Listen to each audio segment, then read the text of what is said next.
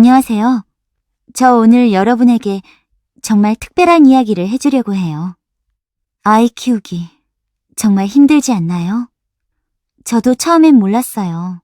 이게 이렇게 힘든 줄은요. 저는 30살 여자예요. 미혼이죠. 하지만 저에겐 아이가 있어요. 생물학적으로 낳은 아이는 아니지만 이 아이는 제 인생에서 가장 소중한 존재가 되었어요. 그 아이는 제 언니와 형부의 아이예요. 처음부터 얘기해 줄게요. 언니가 형부를 만났을 때의 이야기. 둘은 여행을 다니다가 만났어요. 그리고 그 순간 불같은 사랑에 빠졌대요. 정말 소설 같은 이야기지만 그게 진짜 일어났어요. 1년을 사귀다가 갑자기 결혼하겠다고 선언했죠. 근데 여기서 이상했어요. 보통 결혼한다고 하면 1년, 2년 준비하지 않나요? 최소한 몇 개월은 시간을 가지잖아요. 근데 언니와 형부는 고작 2달 만에 결혼식을 올린다고 했어요. 뭔가 이상했죠. 제가 물었어요. 언니, 혹시 임신한 거야? 사고 친 거야? 언니는 아니라고 했어요. 그냥 서로를 너무 사랑해서 빨리 결혼하고 싶다고. 하지만 뭔가 마음에 걸렸어요. 너무 빨리 결혼하는 거 아닌가 싶었죠. 결국 언니와 형부는 결혼식을 올렸어요. 그리고 얼마 지나지 않아서 언니가 임신했어요. 근데 이게 첫 임신이 아니었어요. 이건 내가 나중에 알게 된 사실인데 언니는 이전에도 임신을 했었대요. 민감한 이야기지만 그건 2번째 임신이었던 거야. 첫 번째 임신은 언니가 그걸 모르고 있었대요. 첫 번째 아이를 임신했다는 걸 모른 채로 언니는 즐겁게 놀았대요. 친구들과 술도 마시고 신경도 안 썼다고. 그러다가 결국 그 아이는 유산이 되었어요. 처음으로 이 비밀을 알았을 때 제 마음도 아팠어요. 언니가 겪은 그 고통을 생각하니까요. 하지만 언니는 그때 느꼈던 후회와 죄책감을 이번엔 절대 반복하지 않겠다고 결심했대요. 그래서 2번째 임신을 알았을 때 바로 결혼을 결정한 거였어요. 그게 언니와 형부가 그렇게 급하게 결혼식을 올린 이유였던 거야. 그렇게 언니와 형부는 결혼했어요. 둘 다 어렸어요. 언니는 25살, 형부는 26살. 철없던 나이에 결혼을 했죠.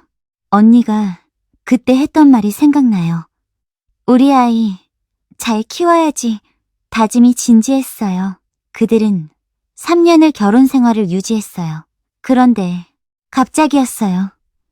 3년 후 언니로부터 연락이 왔어요. 이혼하기로 했어. 그 말을 들었을 때 뭐라고 해야 할 말을 잃었어요. 왜? 무슨 일이 있었어? 아이는 어떻게 되는 건데? 하지만 언니는 설명해 주지 않았어요. 그냥 이혼하겠다고만 했어요. 처음엔 간단할 줄 알았어요. 합의 이혼이 될 줄 알았죠. 언니가 처음에는 아이를 자신이 키우겠다고 했고 형부도 알겠다고 했으니까요. 하지만 사람의 마음이 생각보다 복잡했어요. 시간이 지나면서 재산 문제가 나왔어요. 합의 이혼이 아니라 조정 신청을 하겠다고 했어요. 그러면서 언니의 태도가 바뀌기 시작했어요. 처음엔 내가 아이를 키울게라고 했던 언니가 나중엔 내가 어떻게 아이를 키워 너희 아버지도 있잖아 라고 말했어요. 형부도 마찬가지였어요. 아이가 내 책임이 아니라고 생각해 라고 말했죠. 둘 다 아이를 키우고 싶지 않았던 거야. 그 말을 들었을 때 정말 가슴이 철렁했어요. 아이는? 그 무고한 아이는? 재판이 시작됐어요. 1차, 2차, 3차. 계속됐어요. 갈 곳까지 갔죠. 1년이 넘게 계속됐어요. 법원에서는 양육비, 재산 분할, 그리고 누가 아이를 더 잘 키울 수 있는지까지 따졌어요. 양쪽 부모님의 재산도 고려했어요. 결국 판결이 났어요. 아이는 언니 쪽으로 갔어요. 제 쪽으로 왔다는 말이 더 정확할 것 같아요. 이게 뭐 하는 거야? 그게 제 첫 반응이었어요. 아이가 이 상황을 알면 어떻게 하라는 거야? 이건 아니야. 언니, 제가 언니에게 했던 말이었어요. 저도 힘들다고 했어요. 하지만 언니는 어쩔 수 없다는 표정이었어요. 결국 판결은 내려졌고 언니는 아이를 키우게 됐어요. 근데 정말 혼자 키운 게 아니었어요. 우리 가족 전체가 아이를 키워야 했어요. 아빠가 나섰어요. 엄마도 나섰어요. 언니도 나머지 시간을 썼어요. 그리고 저도 제 휴일을 아이를 위해 썼어요. 뭔가 생기면 누구든 달려갔어요. 아빠가 간다. 엄마가 간다. 오빠가 간다. 언니가 간다. 이렇게요. 아무도 정해진 역할이 없었어요. 그냥 함께 아이를 돌봤어요. 1년이 지나면서 깨달았어요. 아, 아이를 키운다는 게 이렇게 힘든 거구나. 정말 힘들었어요. 한순간도 쉬지 못했어요. 그런데 있을 수 없는 일이 일어났어요. 언니가 해외로 도망쳤어요. 언니가 그냥 가버렸어요. 그 전에 언니가 한 말이 있어요. 미안해. 아이는 어떻게 하고. 너가 좀 키워줄래? 돈 많이 벌어올게. 어차피 엄마도 있고 아버지도 있잖아. 처음엔 못 믿었어요. 이게 뭔 소리야? 확실히 하기 위해 기다렸어요. 언니가 바로 돌아올 줄 알았어요. 돈을 벌어서 곧 올 줄 알았죠. 하지만 언니는 오지 않았어요. 우리 집은 그렇게 부자 집이 아니었어요. 우리는 일을 해야 생계가 유지되는 평범한 가정이었어요. 아이 양육비? 언니는 매달 주겠다고 했는데 처음 몇 달은 입금됐어요. 하지만 점점 줄어들다가 나중엔 아무 돈도 들어오지 않았어요. 연락도 끊겼죠. 제가 형부를 만나기로 했어요. 형부, 지금 이 상황이잖아요. 양육비를 제 계좌로 주기보단 우리 어머니 계좌로 주시면 안 될까요? 형부의 대답은 예상 밖이었어요. 5천만 원을 줬어요. 언니한테. 뭐라고요? 매달 주기로 했는데 5천만 원을 한 번에 준 거라고 해서요. 계좌가 여기 있어요. 확인해 보세요. 형부가 보여준 계좌. 그리고 연락 날짜를 봤어요. 언니가 해외로 돈을 벌러 간다고 했던 그 1달 전이었어요. 어처구니 없었어요. 피 같은 아이를 두고 어디를 가는 거야? 그렇게 1년이 지났어요. 3년이 지났어요. 가끔 언니의 소식이 들렸어요. 독일에서 산다고 했어요. 독일 사람과 함께 산다고 했어요. 그리고 어느 날 오랜만에 연락이 왔어요. 정말 미안해. 너한테도 부모님께도 다시는 연락하지 마. 그게 제가 한 말이었어요. 내가 아이를 키운다. 그렇게 저는 이 아이의 엄마가 되었어요. 물론 법적으로는 아빠도 있어요. 형부죠. 하지만 현실은 달랐어요. 형부는 월급으로 남은 양육비를 주곤 했지만 아이를 직접 기르지는 않았어요. 저와 우리 가족이 주로 아이를 돌봤죠. 시간이 흘러갔어요. 아이는 자라났고 저도 날이 갈수록 이 아이에 대한 사랑이 깊어졌어요. 이 아이는 제 기쁨이 됐어요. 제 삶의 중심이 됐죠. 그런데 제가 한 남자를 만났어요. 정말 좋은 남자였어요.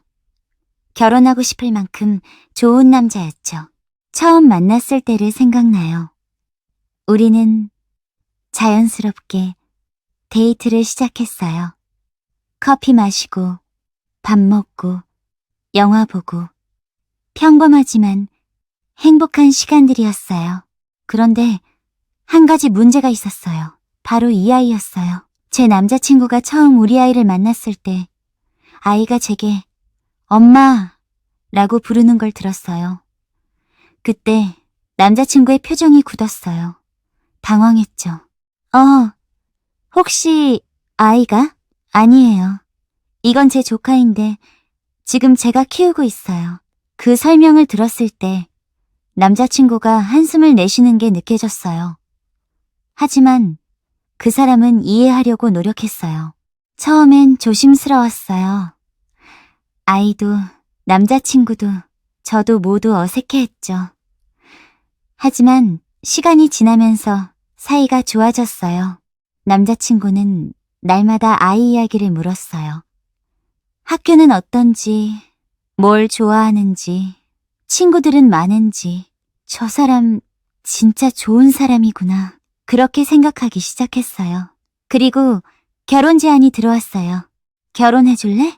정말 소박한 제안이었지만 제 마음은 흔들렸어요. 하지만 동시에 불안했어요. 이 아이 때문에 이 사람이 힘들어하지 않을까? 결혼 후에 이 아이가 짐이 되지 않을까? 그래서 저는 남자친구에게 먼저 물었어요. 우리 결혼하면 이 아이는 어떻게 하는 거죠? 같이 살아야 하잖아요. 남자친구는 웃으며 대답했어요. 같이 살면 안 되나요? 괜찮은데? 그 말 한마디가 저의 불안감을 녹였어요. 하지만 현실은 그리 순탄하지 않았어요. 제 아버지가 처음엔 반대했어요. 네가 아이를 데리고 시집가? 그 남자가 고생할 텐데. 아버지, 그 사람이 좋다고 했어요. 그래도 아이 때문에. 어머니도 처음엔 걱정이 많았어요. 저 남자가 정말 우리 애를 자기 아이처럼 챙길까? 하지만 시간이 지나면서 부모님도 남자친구의 진심을 알게 됐어요. 남자친구는 정말로 우리 아이를 자신의 아이처럼 대했거든요. 결국 부모님도 축복해 주셨어요. 좋아, 결혼해. 그렇게 저는 결혼했어요. 법적으로 남자친구는 이 아이의 의부가 됐어요. 생물학적 아버지는 형부지만 실제로 이 아이를 키우는 아버지는 이제 남자친구가 됐죠. 결혼 후 처음으로 우리는 진짜 가족이 된 기분이 들었어요. 아침에 눈을 떠보면 남편이 아이와 함께 밥을 먹고 있었어요. 엄마, 일어났어? 밥 먹어. 아이가 저를 깨웠어요. 고마워. 우리 아이, 이렇게 평범한 아침이 저한테는 정말 소중했어요. 일상의 순간들이 모두 특별했어요. 아이가 학교에서 뭔가를 배워올 때 남편이 함께 봐줬어요. 우리 아이, 똑똑한데? 이것 좀 봐봐.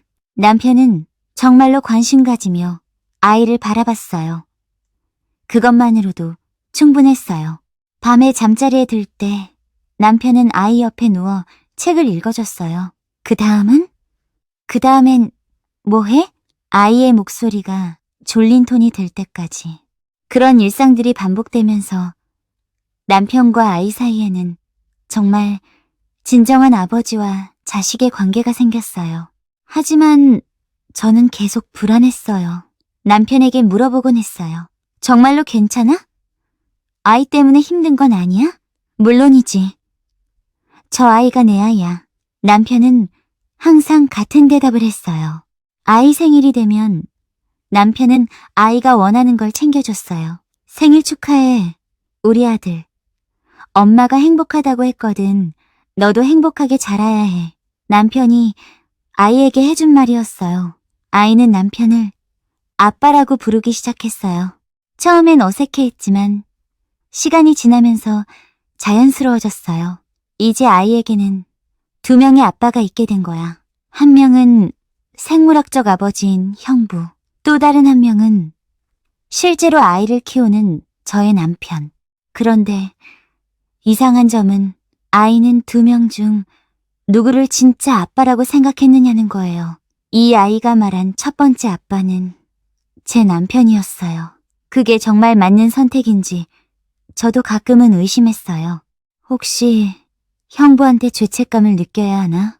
하지만 명확했어요. 아이 입장에서는, 그리고 현실적으로는 제 남편이 더 가까운 아버지였어요. 가족의 의미가 뭐라고 생각해요?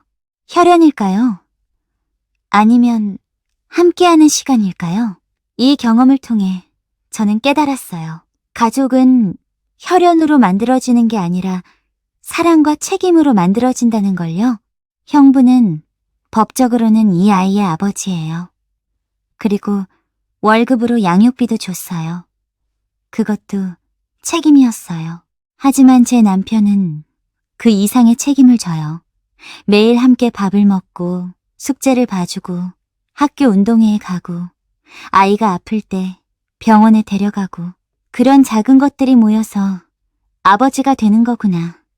그렇게 생각하게 됐어요. 아이도 그걸 알아요.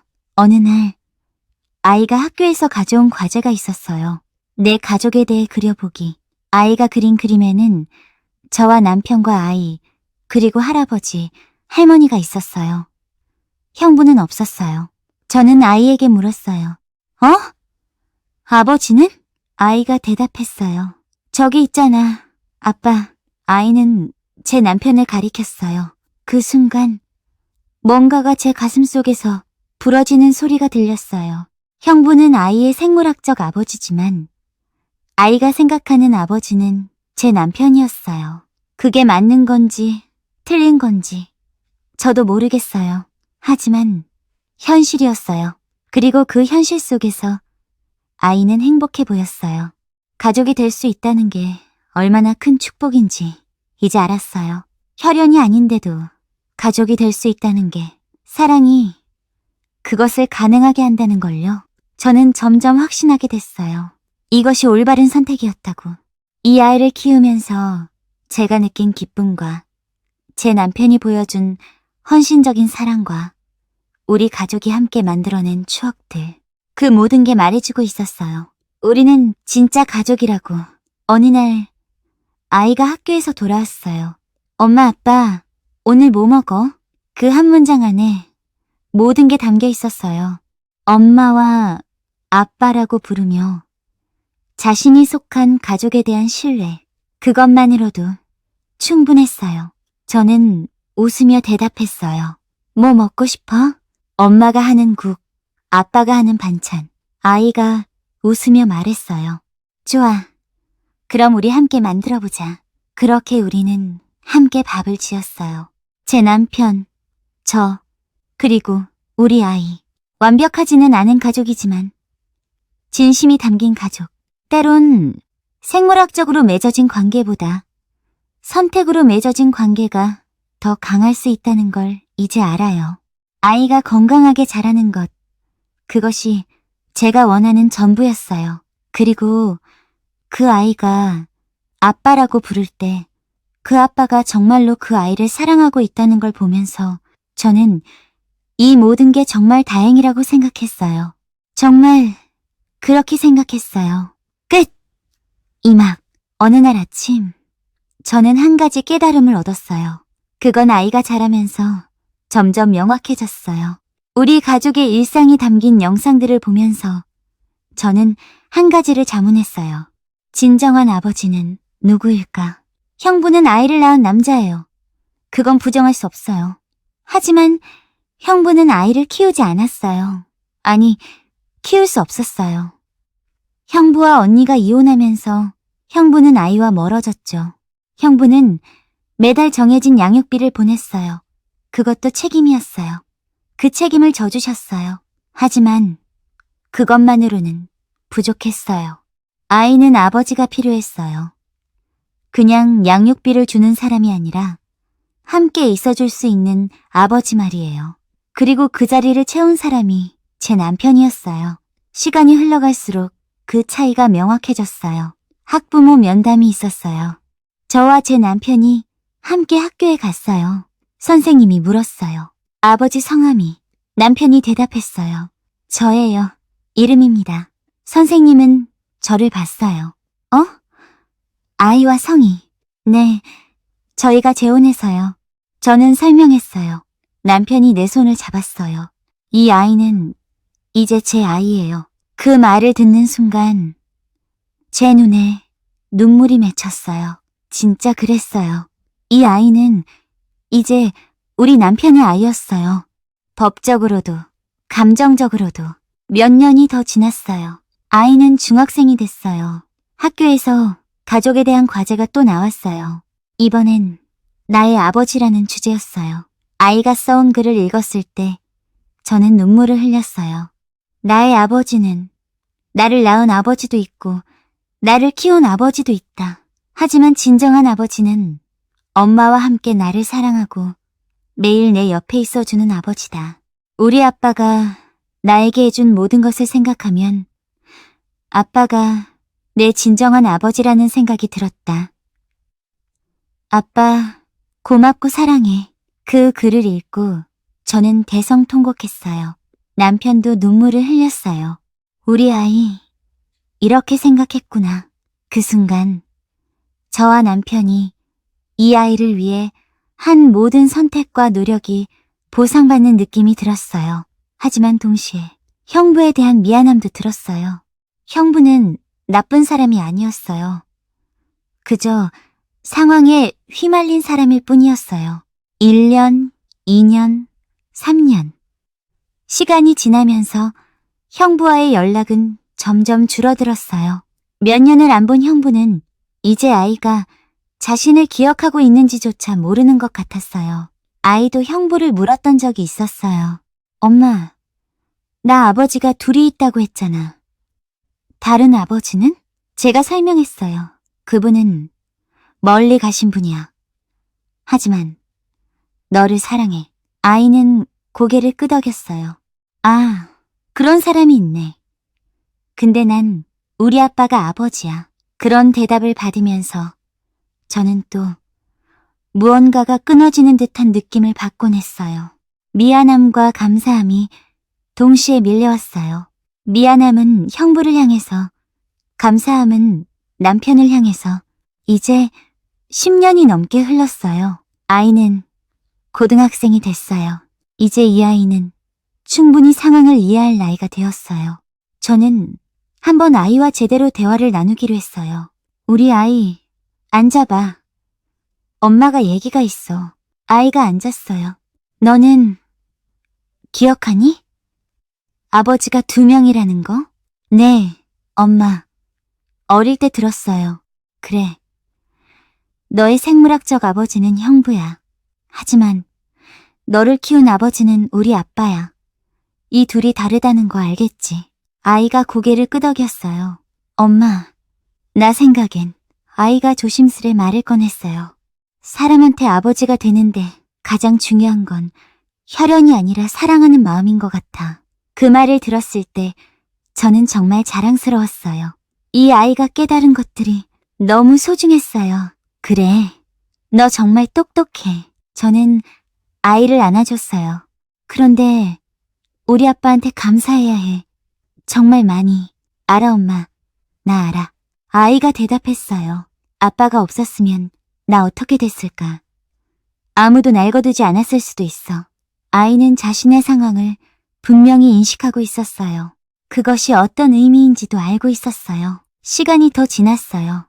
그리고 예상치 못한 일이 생겼어요. 형부로부터 연락이 왔어요. 처음엔 낯설었어요. 너무 오랜만이었거든요. 형부는 조심스레 물었어요. 아이가 잘 자라고 있니? 그 질문 자체가 형부의 마음을 담고 있었어요. 남편에게 전화를 받았는지 물었어요. 네, 형부. 아이가 잘 자라고 있어요. 그래? 다행이네. 고생이 많으신 것 같아서 형부의 목소리에는 미안함이 가득했어요. 형부, 괜찮습니다. 아이가 행복하면 됩니다. 혹시 아이가 나한테 물어본 적 있어? 남편이 형부의 질문에 잠깐 생각했어요. 한두 번 물었던 것 같은데 아이가 이해했어요. 그리고 아이가 형부님도 자신을 사랑한다는 거 알고 있어요. 형부는 한참 말없이 있다가 고마워. 정말 고마워. 그렇게 말했어요. 그 후로 형부는 가끔 연락을 했어요. 생일이 되면 아이에게 선물을 보냈어요. 아이도 그걸 받으며 고마워했어요. 하지만 그게 무엇을 바꾸진 않았어요. 아이의 아버지는 여전히 우리 남편이었어요. 하지만 형부도 아이의 삶의 일부가 되었어요. 그것이 낫다고 생각했어요. 아이는 이제 2명의 아버지를 모두 이해하고 사랑했어요. 한 명은 자신을 낳아주고 할 수 있는 범위에서 책임져주는 아버지. 다른 한 명은 자신을 키워주고 매일 곁에 있어주는 아버지.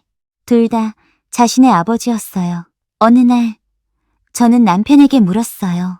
당신이 처음 우리 아이를 만났을 때를 기억해? 그럼 하고 놀랐지. 그런데 지금은? 남편이 웃으며 대답했어요. 지금? 이 아이가 내 아이지. 뭐 다른 게 있어? 그 말이 모든 걸 설명해줬어요. 시간이 치유하는 것들이 있어요. 편견도, 불안도, 거리감도요. 그것을 대신하는 게 매일의 사랑과 책임이었어요. 저는 지금 많은 싱글맘이나 비전형적인 가족 구조 속에서 살아가는 사람들에게 말해주고 싶어요. 가족의 형태는 다양할 수 있다는 거요. 혈연이 가족의 모든 게 아니라는 거요. 사랑하고 책임지고 함께한다면 그것만으로 가족이 될 수 있다는 거요. 아이 키우기 정말 힘들죠. 저도 처음엔 절대 성공할 수 없을 것 같았어요. 비혼모 신세에 조카를 키우다니 상황이 너무 절망적이었어요. 하지만 돌아보니 그 절망 속에서 가장 소중한 것들을 얻었어요. 가족의 진정한 의미를 알게 됐거든요. 아이가 아빠라고 부르는 목소리가 제게는 세상 모든 것을 이겨낼 수 있는 힘이 되었어요. 그리고 그 아빠가 우리 남편이었다는 것이, 그리고 형부도 있다는 것이, 이 아이가 얼마나 많은 사람들에게 사랑받고 있는지를 보여줬어요. 네, 아이 키우기 정말 힘들어요. 잠도 못 자고, 일도 해야 하고, 밤새 울음을 달래야 하고, 끝없는 책임이 무거울 때도 있어요. 하지만 아이의 눈이 반짝일 때, 아이가 웃을 때, 아이가 엄마, 아빠 라고 부를 때 모든 게 보상받는 기분이 들어요. 그것이 제가 배운 가장 중요한 교훈이었어요. 마지막으로 저와 같은 상황 속에 있는 분들에게 말해주고 싶어요. 혼자가 아니라는 거요. 이 세상 어딘가에는 나처럼 비전형적인 가족 구조 속에서 사랑하고 있는 사람들이 있다는 거요. 그리고 그것이 잘못된 것이 아니라 때론 그것이 가장 순수한 사랑의 형태일 수도 있다는 거요. 제 아이는 2명의 아빠를 가지고 있어요. 한 명은 법적으로, 한 명은 감정적으로, 그리고 그 둘 다 이 아이의 아버지예요. 그것이 이 이야기의 진실이고 이 이야기가 전하고자 했던 메시지예요. 아이 키우기, 함께해요. 누군가는 당신의 옆에 있어줄 거예요. 혼자라고 생각할 때도 있겠지만 사실 우리는 모두 누군가의 도움을 받으며 살아가고 있어요. 그것을 인정하는 순간 우리는 비로소 가족이 될 수 있어요. 긴 이야기를 들어주셔서 감사합니다. 구독과 좋아요 눌러주시면 감사하겠습니다. 감사합니다.